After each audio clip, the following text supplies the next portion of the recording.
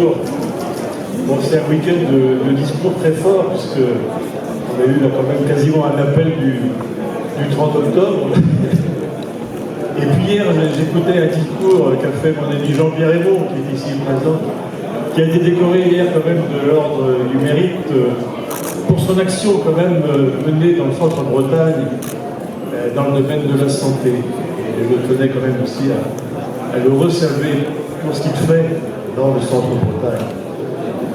Et puis on a évoqué Xavier Graal.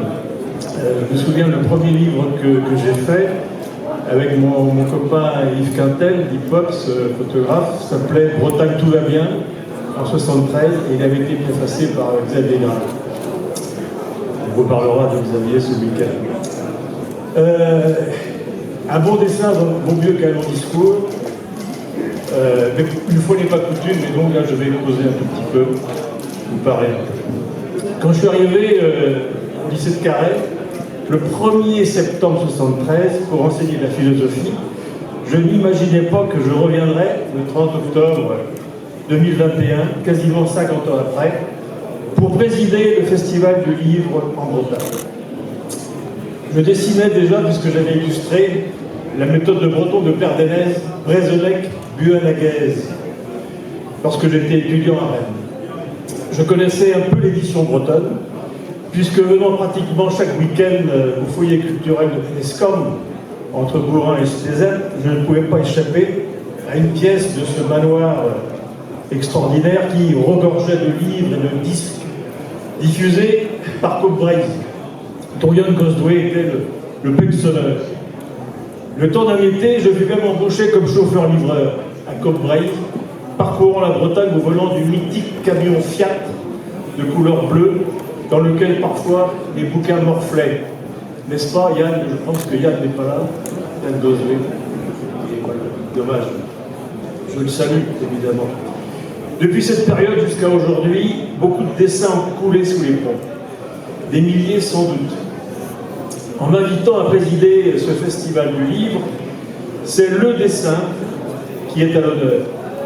Reconnaissance du dessin dans le monde des livres en Bretagne, dans l'édition en Bretagne, dans la presse en Bretagne, chez les libraires qui ont accueilli et accueillent les dessinateurs. Comme par exemple Marc Ledray, libraire à Berrien, qui est passé sur une autre rive. Et je voudrais vous montrer ici un livre donc, qui vient d'être publié par l'édition Locus Solus sur donc les recettes cakes en forêt, les recettes des cakes que vous mangez donc, à l'autre rive, cette librairie magnifique. Et ces recettes donc, ont été concoctées en partie par sa compagne, Katita, qui sera là, je crois, demain.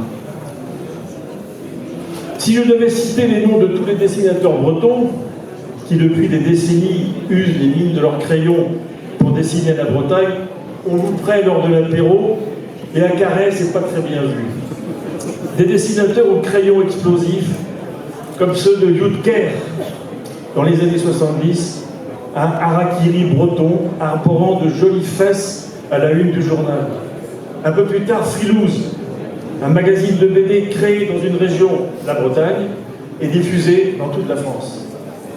Le Canard de Nantes à Brest, qui comptait 4 dessinateurs.